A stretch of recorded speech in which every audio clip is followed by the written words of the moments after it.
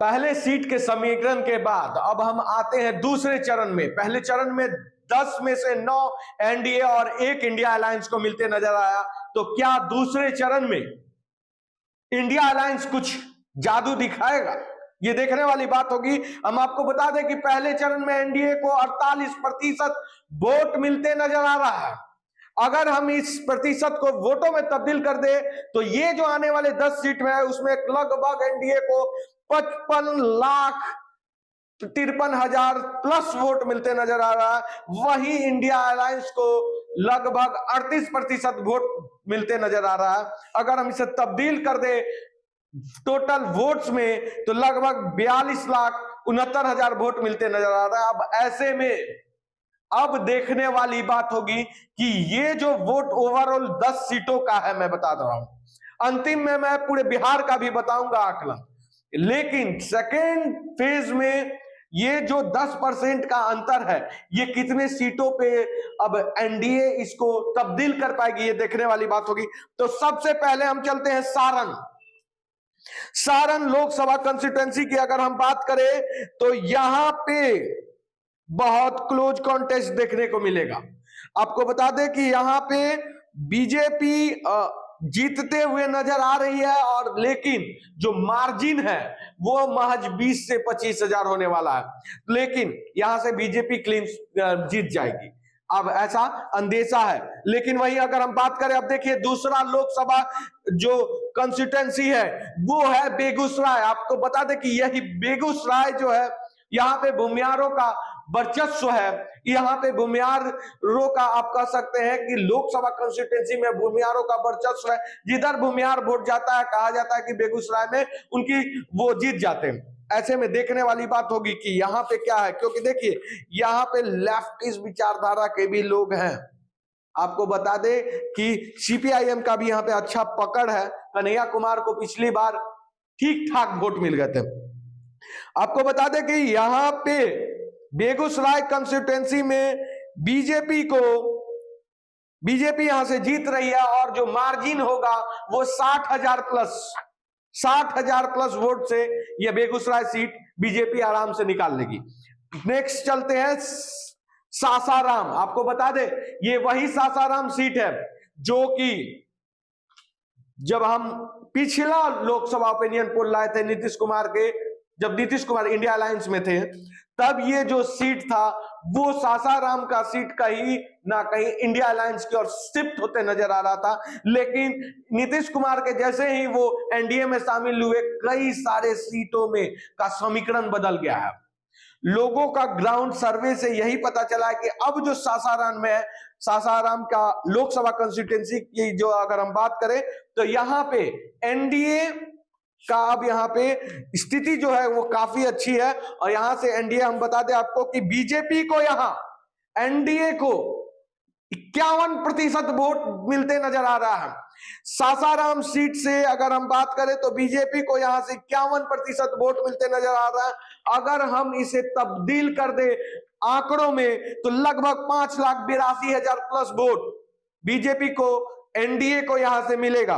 वहीं अगर हम बात करें इंडिया अलायंस को तो इंडिया अलायंस मात्र 35% वोट में सिमटती नजर आ रही है, और यहां से मात्र 4,000 lakh plus vote India alliance को मिलते नजर आ रहा है। तो आप समझ सकते हैं कि जो यहां पे विनिंग मार्जिन होगी वो होगा 1,80,000 1,60,000 वोटों से यहां से आराम से एनडीए जीतते नजर आ रही है। नेक्स्ट हम जमुई बात कर रहे हैं, और ये चौंकाने वाला सर्वे इस बार जमुई का सामने आया था। पिछली बार के भी रिपोर्ट में अगर हम देखें तो जमुई जो है पिछले बार का सर्वे ग्राउंड रिपोर्ट कर रहा था कि क्लोज फाइट होगा, और कहीं ना कहीं जमुई इंडिया अलायंस की ओर शिफ्ट होते नजर आया था। लेकिन नीतीश कुमार के इंडिया अलायंस से हटकर एनडीए में जैसे शिफ्ट होते हैं तो जमुई का भी समीकरण चेंज हो गया। आपको बता दें कि जमुई में इस बार जमुई में बीजेपी को लगभग 55% वोट मिलते नजर आ रहा है। वहीं अगर हम बात करें एनडीए अलायंस की तो इंडिया अलायंस की, तो मात्र इंडिया अलायंस 31 से 35% वोट शेयर के साथ क्लोज होते नजर आता, मतलब मैक्सिमम मैक्सिमम अगर धरातल पे कुछ हुआ तो 35% तक जाएंगे, 36, 37, 38 बस। तो जमुई में अगर हम बात करें तो यहाँ पे एक तरफा कॉन्टेस्ट देखने को फिर मिलेगा, और यहां से ये जमुई जो लोकसभा सीट है लोजपा को फिर से यहां से जीत नजर आएगी, क्योंकि आपको बता दें कि जो मौजूदा सांसद हैं जमुई से चिराग पासवान जी, अगर यहां से लड़ते हैं तो फिर से 1 लाख प्लस वोट से वो विनिंग मार्जिन है। वहीं अगर हम चले वाल्मीकि नगर सीट पे गौर करें तो वाल्मीकि नगर सीट का सर्वे रिपोर्ट अभी हमारे सामने है। बीजेपी जो है यहां से लगभग 1 लाख, लगभग यहां से बीजेपी 80 से 1 लाख के बीच का मार्जिन लेकर जीतते नजर आ रही है। वहीं अगर हम दरभंगा की बात करें, दरभंगा लोकसभा कॉन्स्टिट्यूएंसी की बात करें, तो यहाँ पे देखिए क्लोज फाइट देखने को मिलेगा। ये एक ऐसा सीट है जो पहले भी इंडिया अलायंस की ओर शिफ्ट हो गया था हमारे पहले वाले ओपिनियन पोल में, और लेकिन इस बार का जो रिपोर्ट है दरभंगा लोकसभा कॉन्स्टिट्यूएंसी का वो चौंकाने वाला है। आपको बता दें कि यहाँ पे जो विनिंग मार्जिन होगा बहुत ही क्लोज कॉन्टेस्ट देखने को मिलेगा, और ये जो विनिंग मार्जिन होगा मात्र 30 से 35 हजार के बीच इंडिया अलायंस या फिर बीजेपी जीतते नजर आएगी।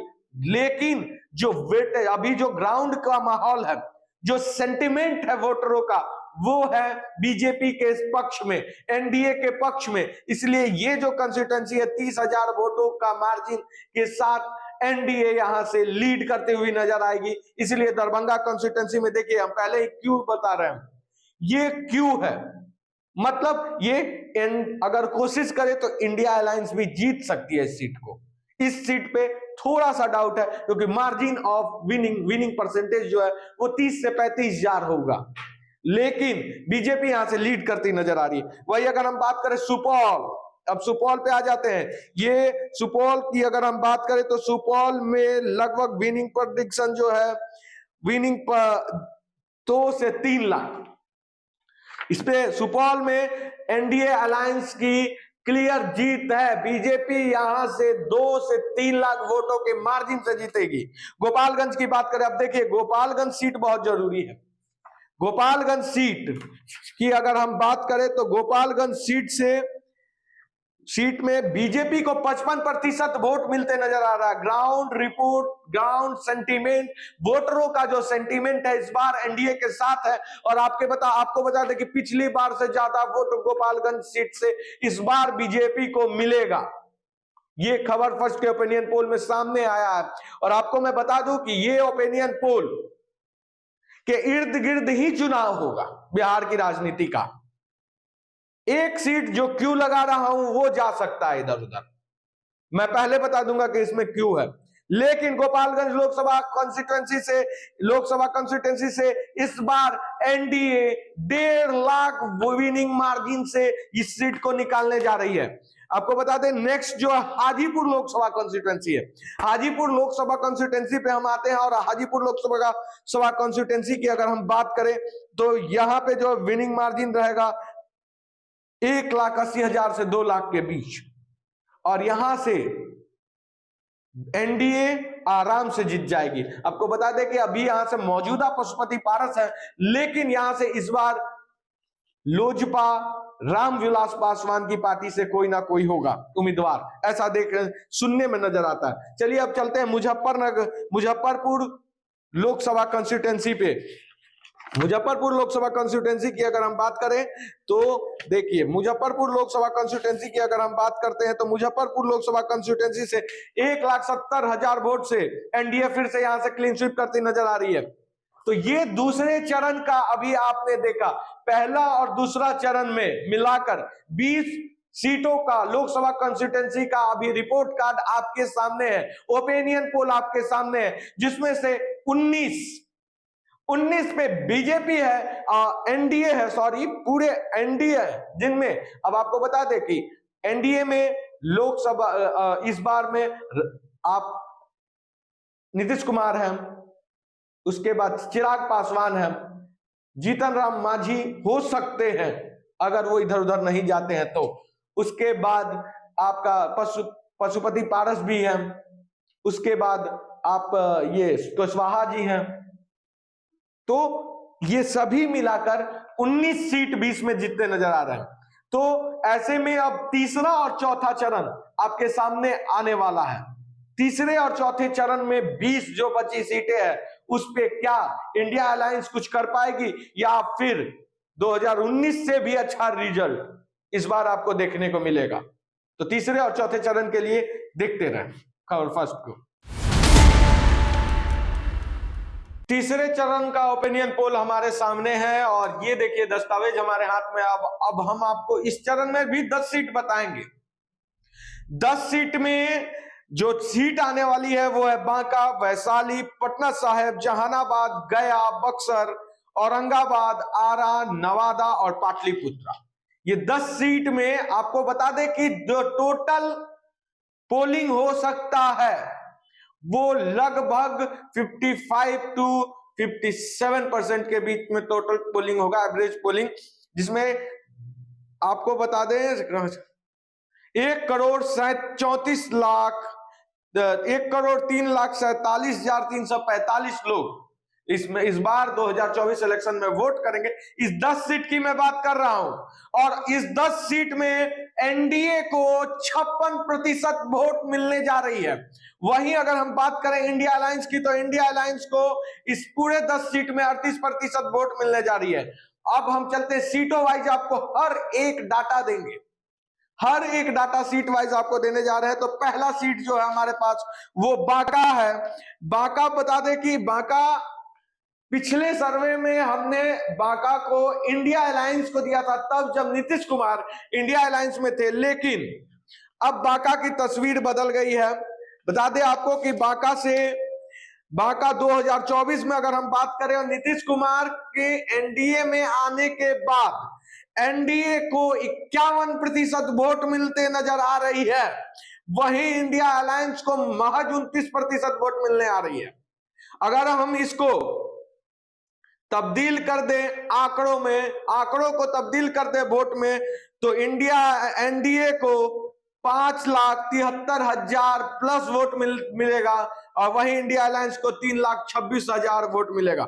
मार्जिन ऑफ विनिंग का जो कॉम्बिनेशन है 2 लाख से ऊपर, हमारे ओपिनियन पोल में 2,17,000 प्लस वोट से एनडीए बांका सीट जीत जाएगी। अब चलते हैं अगली विधानसभा में बात करें तो वैशाली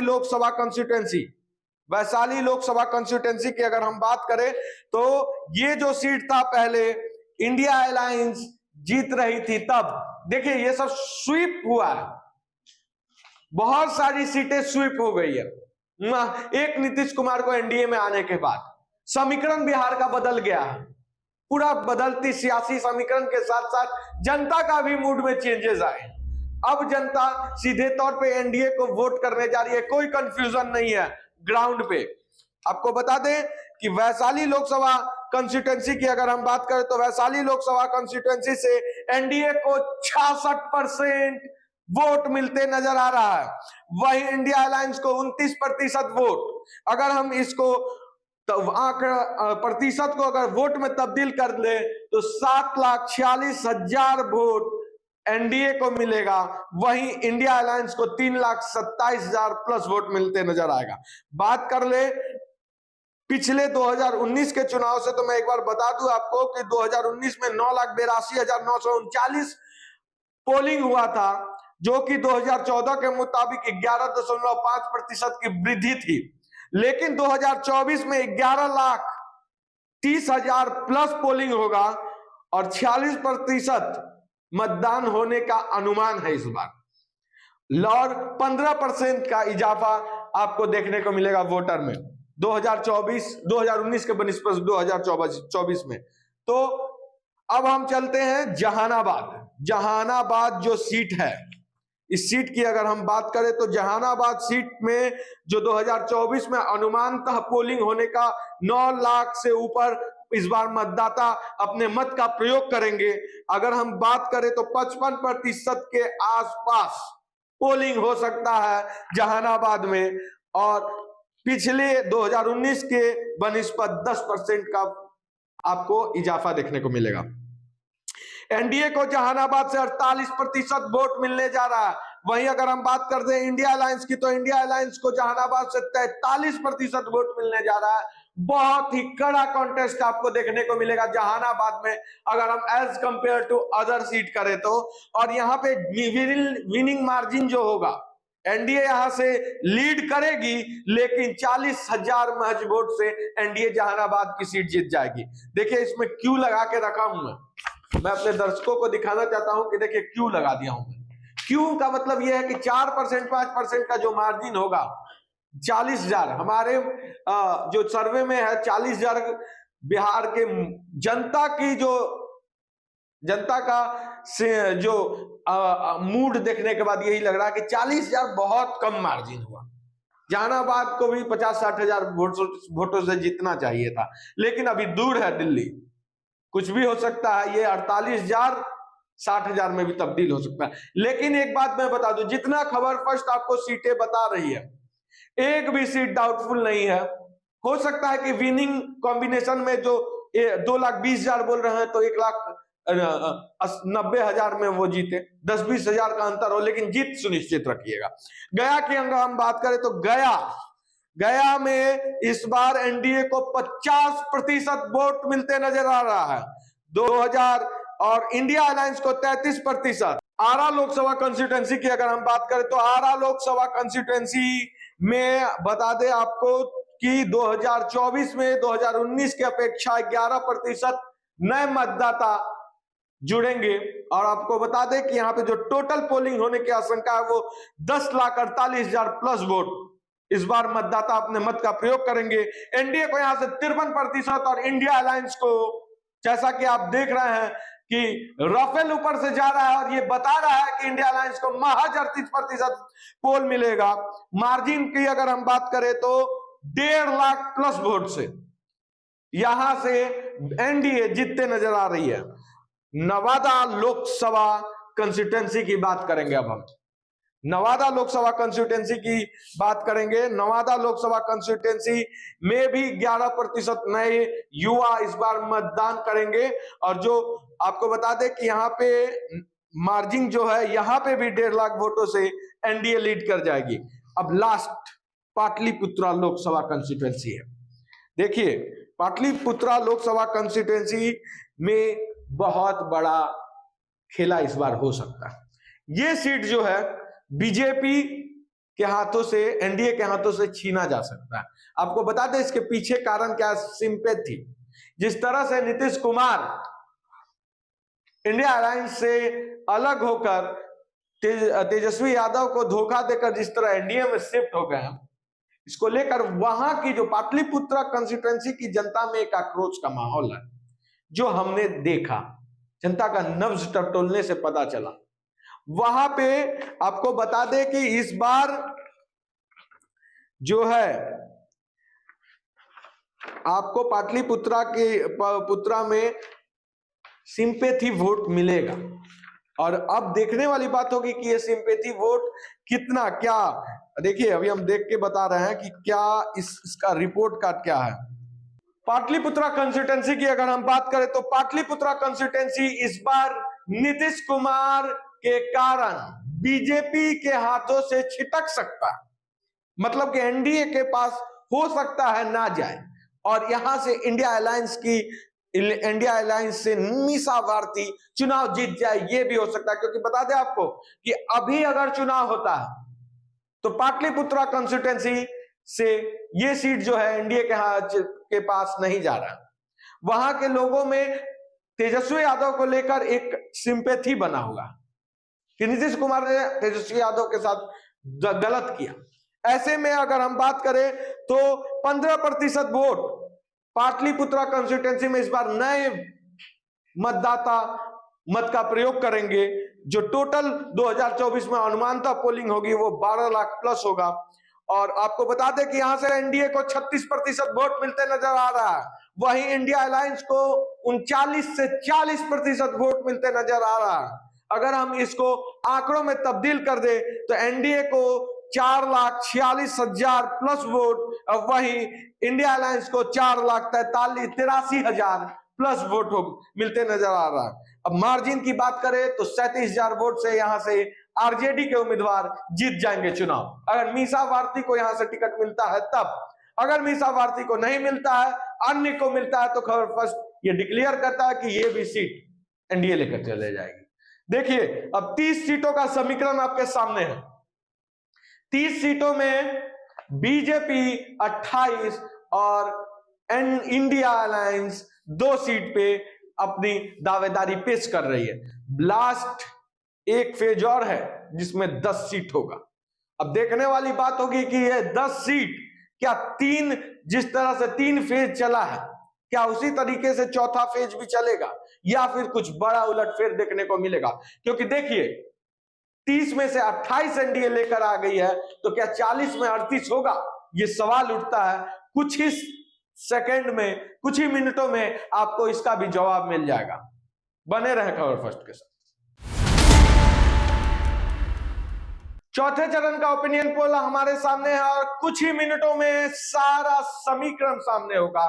40 में बीजेपी को कितना मिल रहा है, इंडिया अलायंस को कितना मिल रहा है, ये सारी चीजें क्लियर हो जाएगी। 10 सीटों का रिजल्ट हमारे सामने है। आपको बता दें कि 2024 में 10 सीटों में टोटल जो पोल होने वाला है वो आपको 1,21,95,000 प्लस मतदाता इस बार अपने मत का प्रयोग करेंगे। अगर हम बात करें एनडीए को, इसमें 55% वोट मिलते नजर आ रही है, वही इंडिया अलायंस को 34% वोट। अगर हम इसको आंकड़ों में तब्दील कर दे, वोटों में तब्दील कर दे, तो पूरे 10 सीट में, ये देखिए ये 1 सीट का मैं नहीं बता रहा हूं, ये 10 सीट का आंकड़ा है। क्योंकि खबर फर्स्ट आपको लास्ट में पूरे बिहार में किस पार्टी को कितना प्रतिशत वोट मिला ये भी बताने वाला है।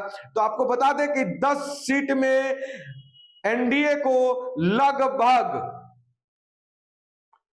67,14,265 वोट मिलते नजर आ रहा है। वही इंडिया अलायंस को 41,68,600 प्लस वोट मिलते नजर आ रहा है। अब हम बात करेंगे सीट वाइज बात करते तो पहला जो चौथा चरण में हमारे पास सीट आ रहा है वो पश्चिम चंपारण है। पश्चिम चंपारण में अगर हम बात करें तो पश्चिम चंपारण से एनडीए को 60% वोट मिलते नजर आ रही है, वही इंडिया अलायंस को महज 35%। विनिंग मार्जिन की बात करें तो 3 लाख वोट से यहां से इंडिया अलायंस इस सीट को निकालते नजर आ रही है। वहीं अगर हम दूसरा लोकसभा कॉन्स्टिट्यूंसी पे बात करें तो पूर्वी लोकसभा कॉन्स्टिट्यूंसी, इस लोकसभा कॉन्स्टिट्यूंसी में पश्चिमी लोकसभा कॉन्स्टिट्यूंसी से भी अधिक वोट एनडीए को मिलते नजर आ रहा है। यहां पे 61% वोट एनडीए को मिलते नजर आ रहा है। अगर हम इस 61% को तब्दील कर दे आंकड़ों में तो लगभग 7,62,000 वोट से एनडीए यहां से लीड करती हुई नजर आ रही है। वही इंडिया अलायंस को महज 33% वोट मिल रहा है। अगर हम इसको आंकड़ों में तब्दील कर दे तो 4 lakh plus vote India alliance को मिलते नजर आ रहा है। मार्जिन की बात कर तो 3.5 लाख वोट से ये भी सीट पूर्वी चंपारण एनडीए के झोले में जाते नजर आ रहा है। अब हम बात चलते हैं शिवहर पे। शिवहर पे अगर हम बात करें तो शिवहर लोकसभा कॉन्स्टिट्यूंसी में भी एनडीए को 61% वोट मिलते नजर आ रहा है। अगर हम बात करें इंडिया अलायंस की तो यहाँ पे 29% वोट मार्जिन के साथ सिमटते नजर आ रही है और ये भी इस सीट में मैक्सिमम 29 से 30% है। इससे ज्यादा वोट नहीं आ सकता इंडिया अलायंस को शिवहर में। अगर हम विनिंग प्रतिशत की बात करें तो विनिंग मार्जिन की बात करें तो 3,85,000 प्लस वोट से यहां से बीजेपी इस बार चुनाव जीत जाएगी।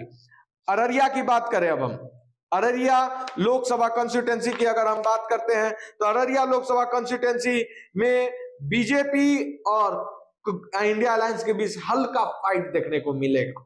इस लोकसभा कॉन्स्टिट्यूंसी की अगर हम बात करें बीजेपी को 50% वोट मिलते नजर आ रहा है और अगर इस प्रतिशत को आंकड़ों में तब्दील कर दें तो 7,13,000 प्लस वोट मिलते नजर आ रहा है। वही इंडिया अलायंस को 6,27,000 वोट। विनिंग मार्जिन की अगर हम बात करें तो लगभग 80 से 85,000 वोट से यहां से बीजेपी यानी कि एनडीए चुनाव जीतते नजर आ रही है। अब देखने वाली बात होगी कि क्या ये मार्जिन बढ़ेगा। देखिए ये मार्जिन 10-5 इधर उधर हो सकता है, लेकिन जिस सीट को मैं बता रहा हूं जिसके पास जा रही है वो निश्चित जाएगी। निश्चित, क्योंकि आज जो समावेश, जो जनता का मूड है, आप जाके समझिए, जनता नीतीश कुमार के शिफ्ट होने से बीजेपी को बहुत फायदा हुआ है, खास करके इस लोकसभा चुनाव में। अगर हम बात करें सिवान की, चलते आगे बढ़ते हैं और सिवान की बात करते हैं, तो सिवान में बीजेपी को 42% वोट मिलते आ रहा है, वहीं इंडिया अलायंस को 33% वोट मिलने की आशंका है। अगर हम बात करें इसको, इस प्रतिशत को अगर हम तब्दील कर दें आंकड़ों में, वोटों में, तो 4,75,000 वोट एनडीए को मिलेगा, वहीं ना इंडिया अलायंस को 3,73,000 वोट। मार्जिन की बात करें तो 1 लाख वोट से, 80,000 से 1 लाख वोट से यहां से इंडिया बीजेपी एनडीए चुनाव जीत जाएगी। लास्ट उजियारपुर की अगर हम बात करें तो उजियारपुर कंस्टिट्यूएंसी, देखिए नीतीश कुमार के अलग होने से बहुत नुकसान हुआ है इंडिया अलायंस को।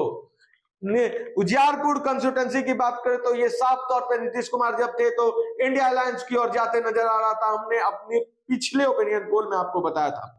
लेकिन इस ओपिनियन पोल का आंकड़ा साफ उल्टा है, उजियारपुर लोकसभा सीट स्वीप कर गया है। आपको बात करते हैं, यहां से 56% वोट एनडीए को मिलते नजर आ रहा है, वहीं पे इंडिया अलायंस को यहां से महज 30% वोट। अगर हम विनिंग मार्जिन की बात करें तो 2,80,000 वोट से यहां से एनडीए चुनाव जीत जाएगा। मुंगेर लोकसभा सीट की बात करें तो मुंगेर भी लोकसभा सीट नीतीश कुमार के साथ रहने पे इस सीट का भी हाल वही था, ये भी स्वीप हुआ वो सीट है। ये सीट भी पिछले हमारे ओपिनियन पोल में इंडिया अलायंस की तरफ था, लेकिन इस बार का जो नया ओपिनियन पोल है इसमें मुंगेर लोकसभा सीट से बीजेपी को, एनडीए को 52% वोट मिलते नजर आ रहा है, वहीं आईएनसी को महज 36% वोट। और अगर हम मार्जिन, विनिंग मार्जिन की बात करें तो यहां से 1,94,000 वोट से मुंगेर लोकसभा सीट को एनडीए विन कर जाएगी। आगे चलते हैं, झंझारपुर लोकसभा कंस्टिट्यूएंसी की बात करें तो ये भी लोकसभा कंस्टिट्यूएंसी नीतीश कुमार के साथ रहने पे, ये भी लोकसभा कंस्टिट्यूएंसी इंडिया अलायंस में थी, लेकिन हमारे ओपिनियन पोल में इंडिया अलायंस को ज्यादा था। लेकिन झंझार लोकसभा कंस्टिट्यूएंसी इस बार बीजेपी यहां से 3 लाख वोटों के मार्जिन से ये लोकसभा कंस्टिट्यूएंसी जीत सकती है। ये अगर हम इसे तब्दील कर, अगर हम इसको आंकड़ों में तब्दील करें, परसेंटेज में तब्दील करें, तो परसेंटेज में आपको बता दें यहां से 56% वोट एनडीए को मिलते नजर आ रहा है और आईएनसी को 31% वोट। अगर हम आगे चलते हैं और महाराजगंज लोकसभा कंस्टिट्यूएंसी की बात करें तो महाराजगंज लोकसभा कंस्टिट्यूएंसी पे बीजेपी का दबदबा है, यहां के लोग राममय हुए हैं। महाराजगंज लोकसभा कंस्टिट्यूएंसी में मैक्सिमाइज करके मुझे आईएनसी को वोट देना पड़ा। आपको बता दें कि लगभग महाराजगंज लोकसभा कंस्टिट्यूएंसी से एनडीए को 65% वोट मिलते नजर आ रहा, वहीं आईएनसी को 31% वोट। आपको बता दे रहा हूं मैं एक चीज क्लियर कि आईएनसी को जो प्रतिशत में वोट दिया गया वो मैक्सिमाइज है, इससे ज्यादा नहीं मिल सकता। अगर किसी को है तो वो पेन पेपर पे लिख दे, इससे ज्यादा 31 से ज्यादा नहीं मिलेगा, ना मिला भी नहीं है, पीछे भी नहीं मिला, लेकिन मैक्सिमाइज करके दिए हैं। अगर हम इसको तब्दील कर दे विनिंग मार्जिन से तो 4 लाख वोटों से यहां से एनडीए चुनाव जीत जाएगी। करकट लोकसभा कंस्टिट्यूएंसी जो हमारा 40वां सीट है, अब ये 40वां सीट पे क्या होने वाला है ये देखने वाली बात होगी, क्योंकि आखिरी सीट है, आखिरी पड़ाव है और यहाँ पे फाइट भी आखिरी होगा बिहार के लिए और बहुत कड़ी फाइट देखने को मिलेगी। आपको बता दें कि यहां से जो विनिंग मार्जिन होगा वो 50,000 से भी कम विनिंग मार्जिन से एनडीए यहां से सीट जीतेगी। तो 40 की 40 लोकसभा कंस्टिट्यूएंसी का रिपोर्ट कार्ड आपके सामने है। 40 में से एनडीए 38, इंडिया अलायंस 2, तो आपने देखा किस तरह से नीतीश फैक्टर एनडीए के साथ है, कितना फायदा हुआ एनडीए को लोकसभा चुनाव 2024 में नीतीश के साथ आने से, और नुकसान इंडिया अलायंस को कितना हुआ आप समझ सकते हैं। जो इंडिया अलायंस 16 से 18 सीट ला रही थी वो महज 2 सीटों पे आकर रुक गई। वो 2 सीट में से भी 1 सीट पे अभी डाउट है, लेकिन मीसा भारती हो सकता है कि जीत जाए अगर ये जनता का सिंपैथी जो है वो अगर साथ रहा दें, नहीं तो ये आखिरी मौके पे ये भी स्वीप हो सकता है, मैं आपको बता दिया। तो उस समय एनडीए 39 और इंडिया अलायंस 1, मतलब 2019 की भांति 2024 में भी बिहार वही दोहराने जा रहा है जो 2019 में बिहार ने नरेंद्र मोदी को सीटें दिया था। अब चलते हैं हम डायरेक्ट, ऐसे ही तमाम बड़ी खबरों के लिए बने रहे खबर फर्स्ट के साथ।